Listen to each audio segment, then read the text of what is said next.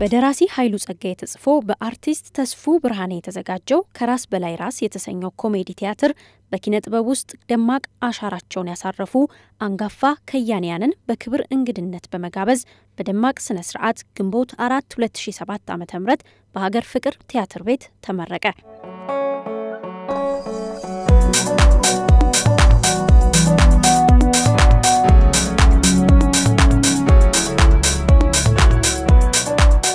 በምረቃው ስነ ስርዓት ላይ ከአንጋፋ ከያንያኑ በተጨማሪ በዘርፉ በመንቀሳቀስ ላይ የሚገኙ ወጣት ተዋንያን የፊልም ባለሙያዎችና የጥበብ ቤተሰቦች እንዲሁም ጥሪ የተደረገላቸው እንግዶች ተገኝተዋል። ይህም ልዩና ደማቅ የምረቃት ዝግጅት በቲያትሩ ፕሮዲዩሰር ፕሮሜቴዎስ ፕሮሞሽን አማካኝነት ተዘጋጅቷል።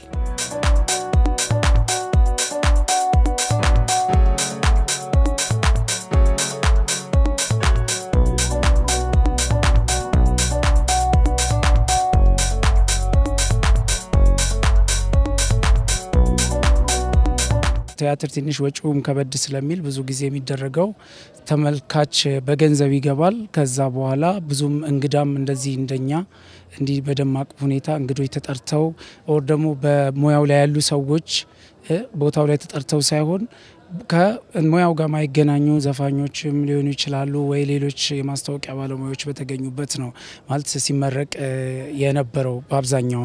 እኛ ግን ምንድነው እኔ ይሄንን ነገር በተለያዩ ቲያትር ምርቃቶች በመመለከትበት ወቅት ከዚህ በፊት የነበሩ አንጋፋ ሰዎች የሉም ወይ የሚለው ነገር በሐሳቤ ተጫረ። ከዛ ስፈልግ በጣም ብዙ የደከሙ ለሙያው ብዙ መስዋዕትነት የከፈሉ ለዚህ ትውልድ ብዙ አሻራ የጣሉ ሰዎችን ማግኘት ቻልኩኝና እነዚህን ሰዎች ትንሽ አፈላልጎ ማግኘትና አድራሻቸው ማግኘት ትንሽ ይከብድ ነበር። በተለያየ መንገድ ያው ከያሉበት ፈልገን አግኝተናቸው በዚህ ፕሮግራም ላይ የክብር እንግዳ ልናደርጋቸው በቅተናል።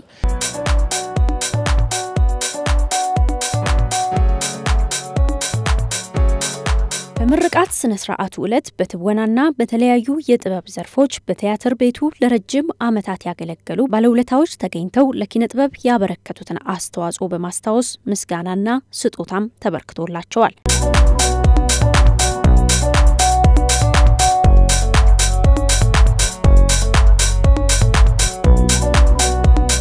አንጋፋዎቹን ስንጠራ ወይ የሆነ ነገር ልናደርግላቸው ያ አይደለም። ከዛም በበለጠ እስከዛሬ እኔ ባናገርኳቸው ወቅት ምንድነው ያሉት አንድ ቀንም እንኳን በክብር እንግድነት አይደለም ለምርቃት እንኳን ኑና እዩ ቲያትር እዩ ብሎ ጋብዞን የሚያቅ የለም ነው ሲሉ የነበሩትና እነሱም ደስ ብሏቸው ነበር። አይተሽ እንደሆነ እንደዚህ ብዙ አመታት ከኦዲየንስ ጋር ብዙ ነገር ሲሰሩ የነበሩ ናቸውና ያንን ስሜት ነበር ስናይባቸው የነበረው። ኦዲየንስ እዛ እንትን ላይ ስቴጅ ላይ ሲወጡ እንኳን የነበረው ሪአክሽን ወደ ኋላ ይመልስሻልና ያ ነገር ነው ትልቁ እኛም ስናስብ የነበረው ያንን ነው። ያንን አሳክተናል።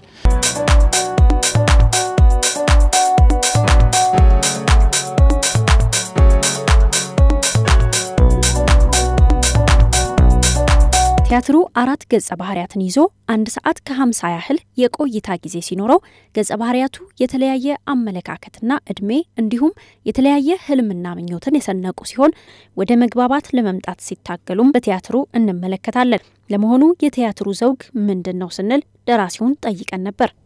ዣንሩ ፋርስ ይባላል። ወደ ፋርስ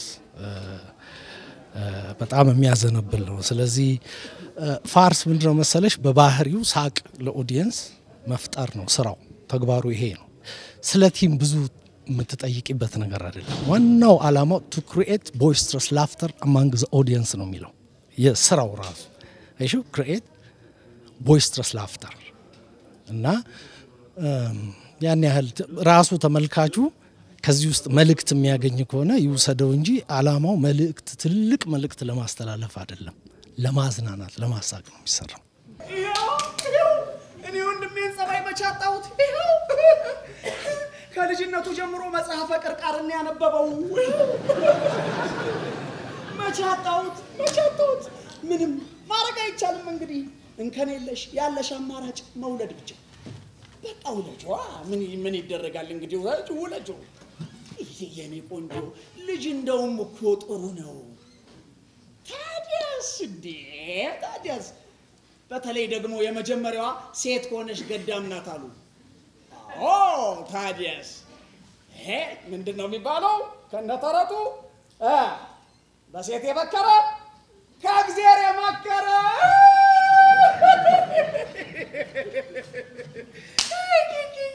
ወለጁ በቃ ወለድ ሙሽ ታዲያ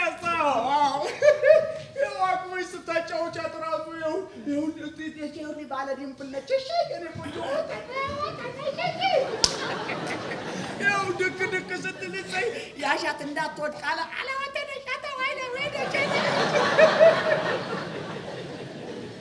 የታባቱ ሙች ወለድ ወለጁ በቃ ሙች ካክስትሽ ጋር እየተማከርሽ ታሳድጊያለሽ በቃ ይሄ ከባድ ጃንር ነው ኮሜዲ ስትሰሪ ስትጽፊ ጥንቃቄ ያስፈልጋል ህጉን ማወቅ ያስፈልጋል ገብቶሻል ምልሽ ነገር ህግ አለው ማትማቲክ ህግ አለው ይሄ በሂሳብ ስሌት የሚሰራ ህግ አለው ብዙ ቴክኒካሊ ፐርፌክት የሆኑ ፕሌዮች ብዙ አናገኝም በኮሜዲውም በሲሪየስ ፕሌዮቹም ከራስ በላይ ራስ ከ20 አመት በፊት የጻፍኩት ነው ስጽፈውም ሳዘጋጀውም በፊት አሁን ያዘጋጀው ተስፉ ነው መድረክም ሳቀርበው አንድም እንደ ጀማኔ ሰለሞን እንደምትለው እንደ ቴክስት ነው ይሄ እንደ ማስተማሪያነት የሚያገለግል ነው ቴክኒካሊ ጥሩ ስለሆነ ስትራክቸሩ በአራት ሰዎች ለረጅም ጊዜ የሚሄድ ለረጅም ሰዓት መድረክ ላይ የሚቆይ መልካም ተደርጎ በቴክኒኩ የተሰራ ተውኔት ነው ከ20 አመት በፊት ይሄ ነው ትንሽ ለየት የሚያደርገው ከራስ በላይ ራስ ከሰራኋቸው ተውኔቶቼ በቴክኒኩ እጅግ በጣም ጥሩ ከመላቸው በራሴ መመዘኛ አንዱ ነው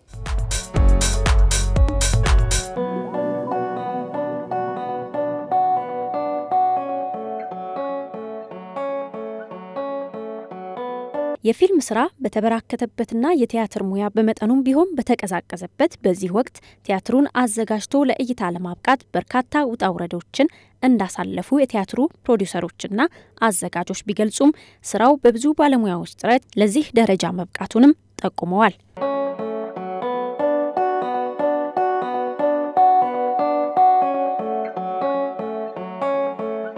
ስራው በጣም አድካሚ ነበር የሚገርምሽ ነገር ኢቭን አንድ የሴት ተዋናይት ነች ያለችው እሷን እንኳን ከመጀመሪያ ጀምሮ ወደ 4 የተለያዩ ሰዎችን ቀይረናል ለምንድነው ያው ቲያትር ላይ ለምን ላይ ያለሽ ተፈጥሮ የሆነ ወይ ወሊድ ሊሆን ይችላል ወይ ወደ ውጭ ሀገር ሊሄዱ ይችላሉና ከ2 አመት በላይ ብዙ ጣውረዶችን አሳልፈን ያለውም በአገሪቱ ያለውም የቲያትር ቤት ውስንነት ስላለ ወረፋን በመጠበቅ 2 አመት ፈጅቶብናል ያም ቢሆን ግን ምንፈልጋቸው ወደ መጨረሻ ላይ ምንፈልጋቸውን ተዋናዮችን አግኝተን ለዚህ ውጤት በቅተናል ተስፉ በጣም ጎበዝ ዳይሬክተር ነው የራሱ ሀሳቦች ያሉት እኔ ዳይሬክት ካደረኩት በተለየ መንገድ ነው እሱ የሰራው በራሱ አሰራር ነው ልጆቹም ጥሩ ተጫውተውታል ያስባለሁ አሶጫታለሽ እንጂ ሞት ቢመጣ አትወልጃለሽ እጄ ባክሽ እጄ ሴት ብትሆንም ትቅርብኝ ይሄን ያልነው አሉ ገዷ